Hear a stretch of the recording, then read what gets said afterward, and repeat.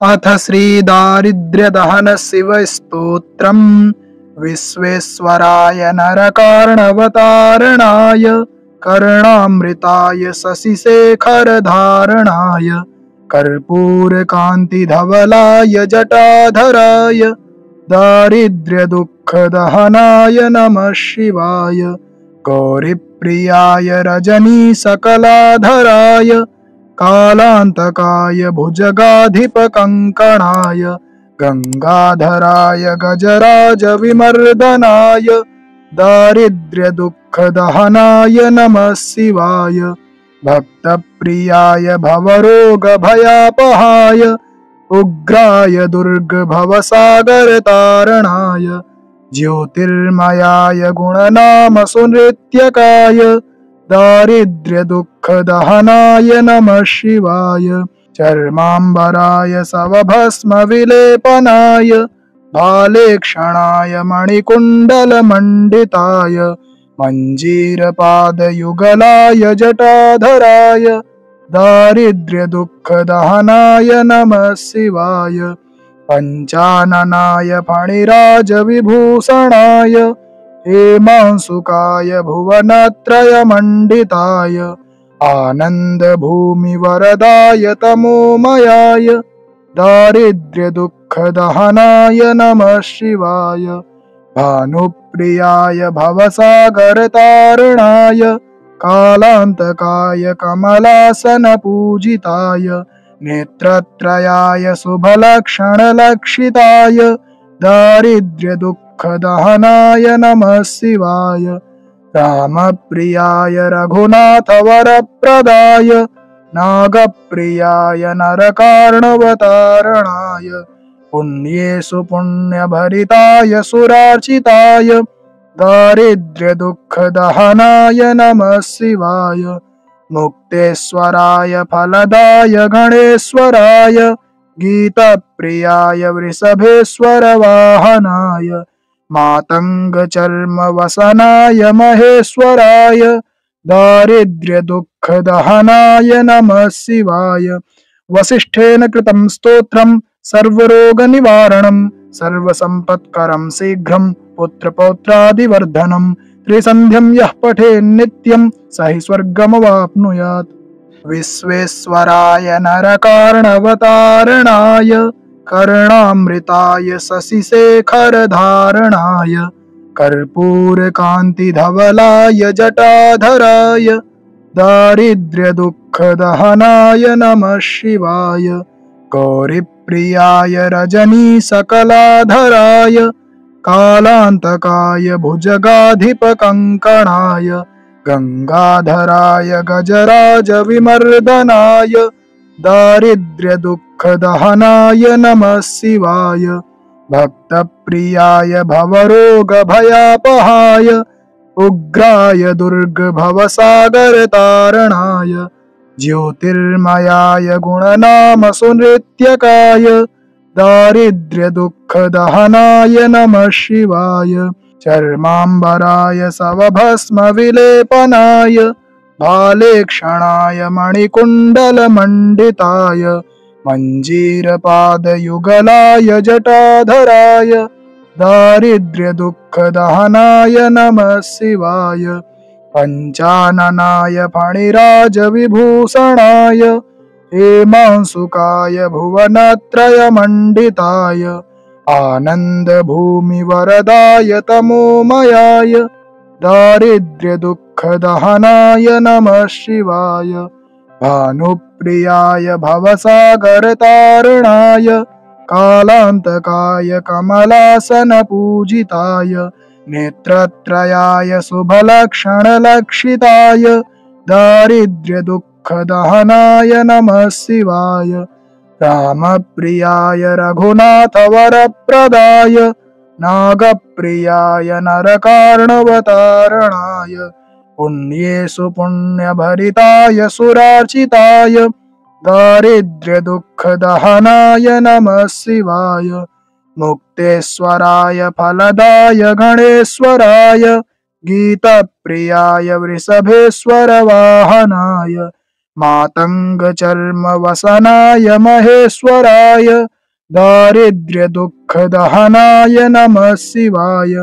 वसिष्ठेन कृतं स्तोत्रं सर्वरोगनिवारणं सर्वसम्पत्करं शीघ्रं पुत्रपौत्रादिवर्धनं त्रिसन्ध्यं यः पठेन्नित्यं स हि स्वर्गमवाप्नुयात् विश्वेश्वराय नरकार्णवतारणाय कर्णामृताय शशिशेखरधारणाय कर्पूरकान्तिधवलाय जटाधराय दारिद्र्यदुःखदहनाय नमः शिवाय गौरीप्रियाय रजनीसकलाधराय कालान्तकाय भुजगाधिपकङ्कणाय गङ्गाधराय गजराजविमर्दनाय दारिद्र्यदुःखदहनाय नमः शिवाय भक्तप्रियाय भवरोगभयापहाय उग्राय दुर्गभवसागरतारणाय ज्योतिर्मयाय गुणनामसुनृत्यकाय दारिद्र्यदुःखदहनाय नमः शिवाय चर्माम्बराय सवभस्मविलेपनाय भालेक्षणाय मणिकुण्डलमण्डिताय मञ्जीरपादयुगलाय जटाधराय दारिद्र्यदुःखदहनाय नमः शिवाय पञ्चाननाय फणिराजविभूषणाय हेमांशुकाय भुवनत्रयमण्डिताय आनन्दभूमिवरदाय तमोमयाय दारिद्र्यदुःखदहनाय नमः शिवाय भानुप्रियाय भवसागरतारणाय कालान्तकाय कमलासनपूजिताय नेत्रत्रयाय शुभलक्षणलक्षिताय दारिद्र्यदुःखदहनाय नमः शिवाय रामप्रियाय रघुनाथवरप्रदाय नागप्रियाय नरकार्णवतारणाय पुण्येषु पुण्यभरिताय सुरार्चिताय दारिद्र्यदुःखदहनाय नमः शिवाय मुक्तेश्वराय फलदाय गणेश्वराय गीतप्रियाय वृषभेश्वरवाहनाय मातङ्गचर्मवसनाय महेश्वराय दारिद्र्यदुःखदहनाय नमः शिवाय वसिष्ठेन कृतं स्तोत्रं सर्वरोगनिवारणं सर्वसम्पत्करं शीघ्रं पुत्रपौत्रादिवर्धनं त्रिसन्ध्यं यः पठेन्नित्यं स हि स्वर्गमवाप्नुयात् विश्वेश्वराय नरकार्णवतारणाय कर्णामृताय शशिशेखरधारणाय कर्पूरकान्तिधवलाय जटाधराय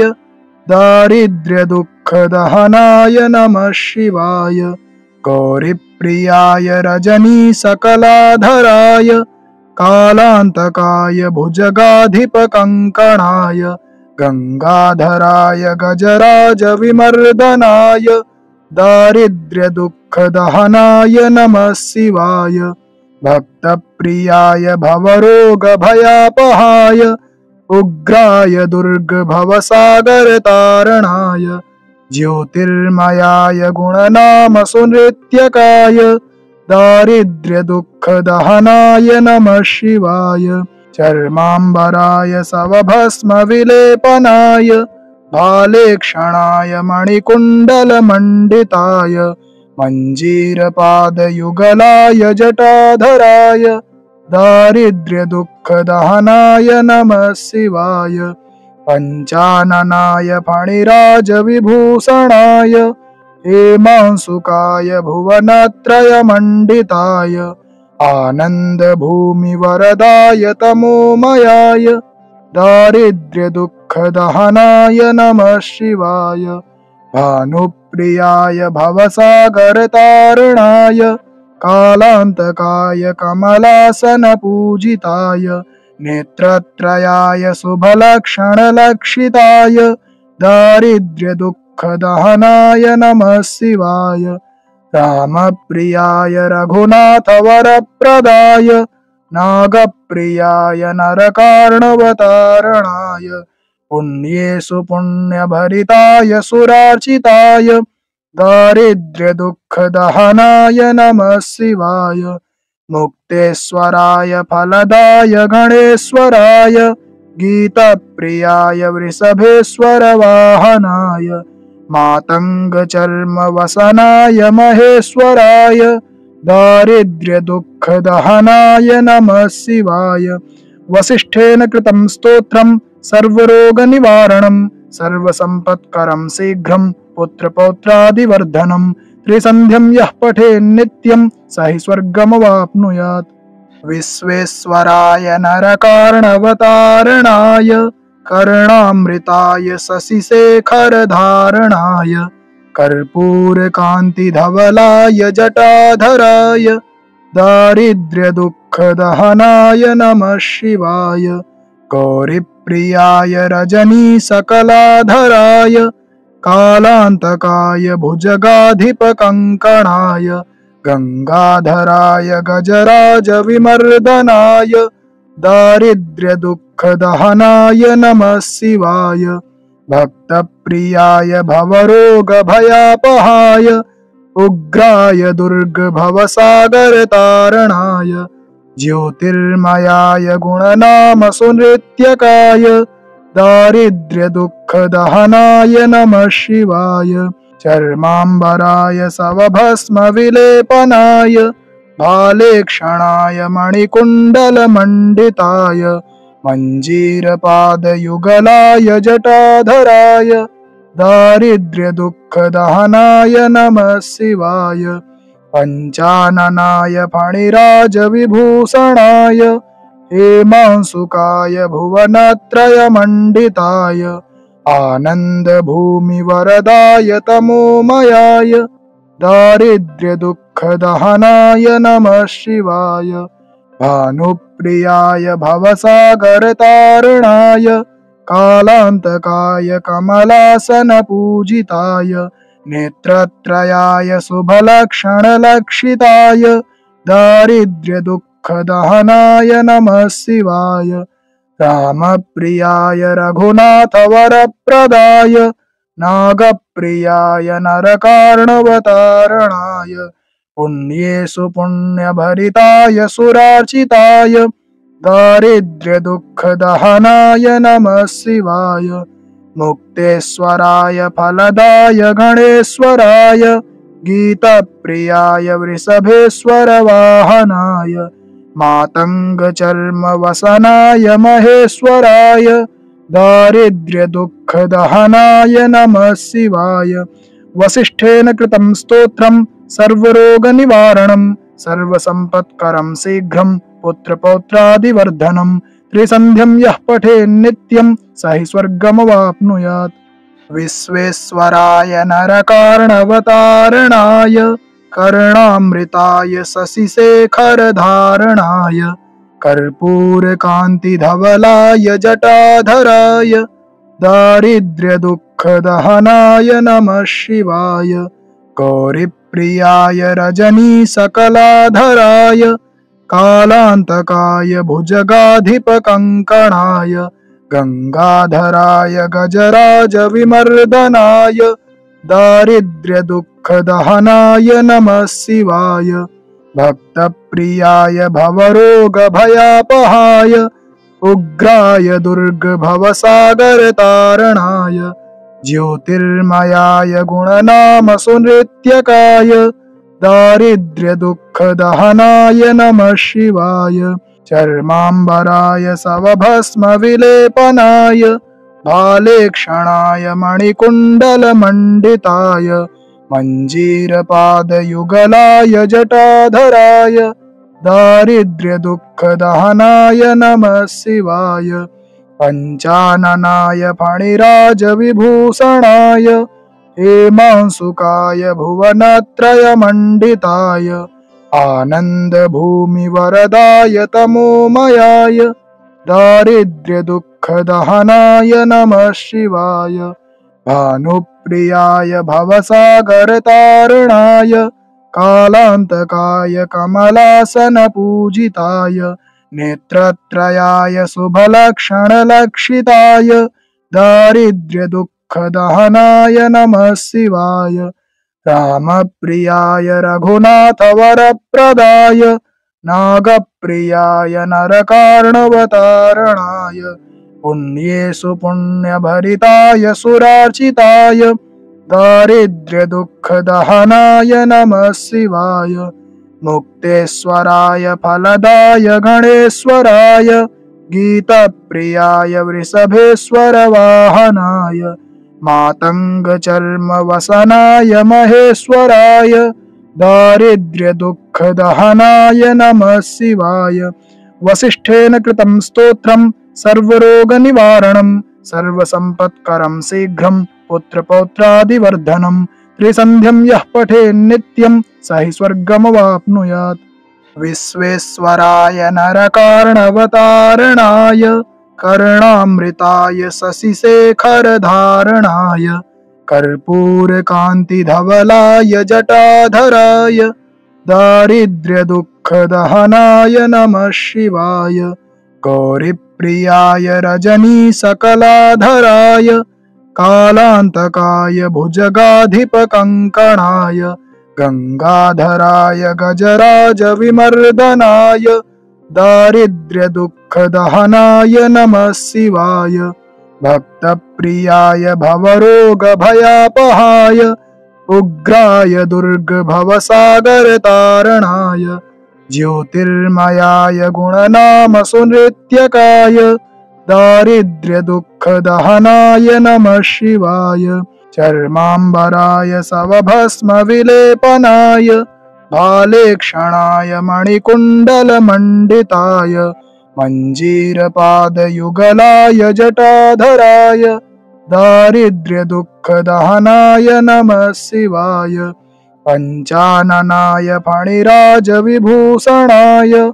हेमांशुकाय भुवनत्रयमण्डिताय आनन्दभूमिवरदाय तमोमयाय दारिद्र्यदुःखदहनाय नमः शिवाय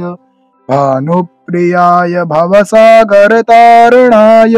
कालान्तकाय कमलासनपूजिताय नेत्रत्रयाय शुभलक्षणलक्षिताय दारिद्र्यदुःखदहनाय नमः शिवाय रामप्रियाय रघुनाथवरप्रदाय नागप्रियाय नरकार्णवतारणाय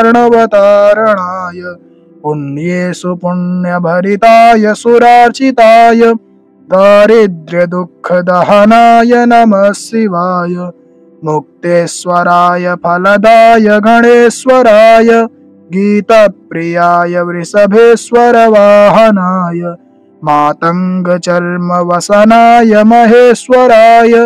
दारिद्र्यदुःखदहनाय नमः शिवाय वसिष्ठेन कृतं स्तोत्रं सर्वरोगनिवारणं सर्वसम्पत्करं शीघ्रं पुत्रपौत्रादिवर्धनं त्रिसन्ध्यं यः पठेन्नित्यं स हि स्वर्गमवाप्नुयात् विश्वेश्वराय नरकार्णवतारणाय कर्णामृताय शशिशेखरधारणाय कर्पूरकान्तिधवलाय जटाधराय दारिद्र्यदुःखदहनाय नमः शिवाय गौरीप्रियाय रजनीसकलाधराय कालान्तकाय भुजगाधिपकङ्कणाय गङ्गाधराय गजराजविमर्दनाय दारिद्र्यदुःखदहनाय नमः शिवाय भक्तप्रियाय भवरोगभयापहाय उग्राय दुर्गभवसागरतारणाय ज्योतिर्मयाय गुणनामसुनृत्यकाय दारिद्र्यदुःखदहनाय नमः शिवाय चर्माम्बराय सवभस्मविलेपनाय भालेक्षणाय मणिकुण्डलमण्डिताय मञ्जीरपादयुगलाय जटाधराय दारिद्र्यदुःखदहनाय नमः शिवाय पञ्चाननाय फणिराजविभूषणाय हेमांशुकाय भुवनत्रयमण्डिताय आनन्दभूमिवरदाय तमोमयाय दारिद्र्यदुःखदहनाय नमः शिवाय भानुप्रियाय भवसागरतारणाय कालान्तकाय कमलासनपूजिताय नेत्रत्रयाय शुभलक्षणलक्षिताय दारिद्र्यदुःखदहनाय नमः शिवाय रामप्रियाय रघुनाथवरप्रदाय नागप्रियाय नरकार्णवतारणाय पुण्येषु पुण्यभरिताय सुरार्चिताय दारिद्र्यदुःखदहनाय नमः शिवाय मुक्तेश्वराय फलदाय गणेश्वराय गीतप्रियाय वृषभेश्वरवाहनाय मातङ्गचर्मवसनाय महेश्वराय दारिद्र्यदुःखदहनाय नमः शिवाय वसिष्ठेन कृतं स्तोत्रं सर्वरोगनिवारणं सर्वसम्पत्करं शीघ्रं पुत्रपौत्रादिवर्धनं त्रिसन्ध्यं यः पठेन्नित्यं स हि स्वर्गमवाप्नुयात् विश्वेश्वराय नरकार्णवतारणाय कर्णामृताय शशिशेखरधारणाय कर्पूरकान्तिधवलाय जटाधराय दारिद्र्यदुःखदहनाय नमः शिवाय गौरीप्रियाय रजनीसकलाधराय कालान्तकाय भुजगाधिपकङ्कणाय गङ्गाधराय गजराजविमर्दनाय दारिद्र्यदुःखदहनाय नमः शिवाय भक्तप्रियाय भवरोगभयापहाय उग्राय दुर्गभवसागरतारणाय ज्योतिर्मयाय गुणनामसुनृत्यकाय दारिद्र्यदुःखदहनाय नमः शिवाय चर्माम्बराय सवभस्मविलेपनाय भालेक्षणाय मणिकुण्डलमण्डिताय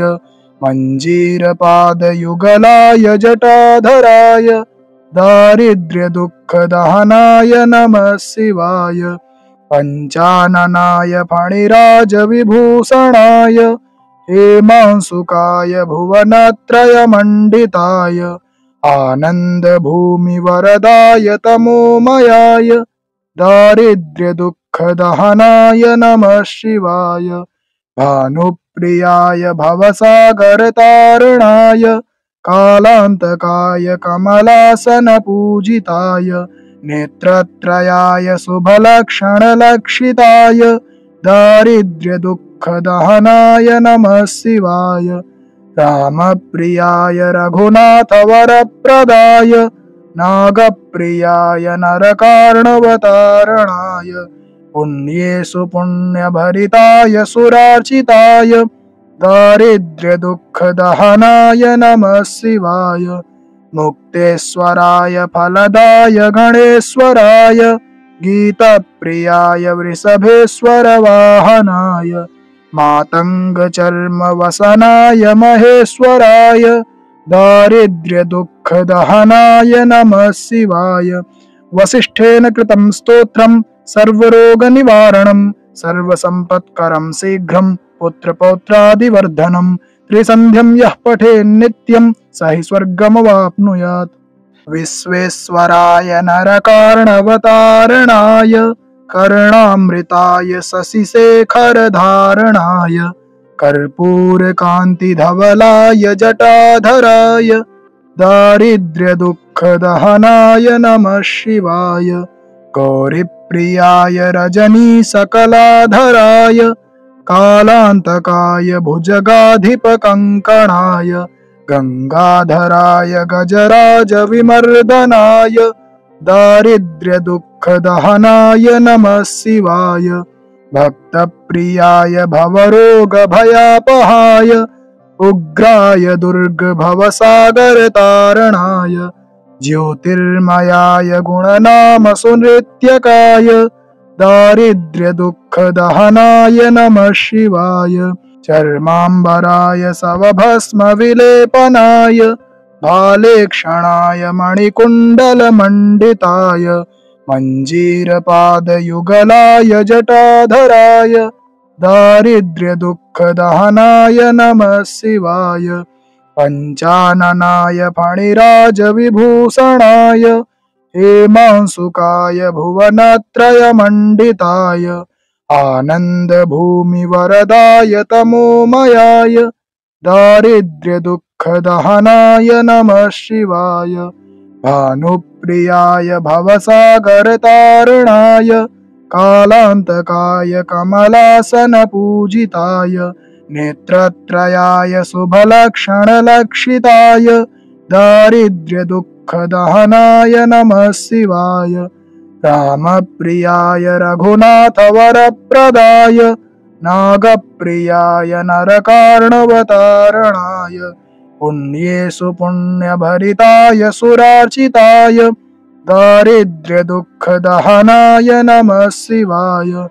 मुक्तेश्वराय फलदाय गणेश्वराय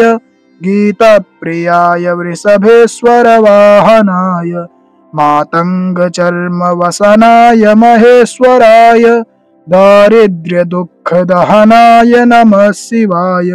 वसिष्ठेन कृतं स्तोत्रं सर्वरोगनिवारणं सर्वसम्पत्करं शीघ्रं पुत्रपौत्रादिवर्धनं त्रिसन्ध्यं यः पठेन्नित्यं स हि स्वर्गमवाप्नुयात् विश्वेश्वराय नरकार्णवतारणाय कर्णामृताय शशिशेखरधारणाय कर्पूरकान्तिधवलाय जटाधराय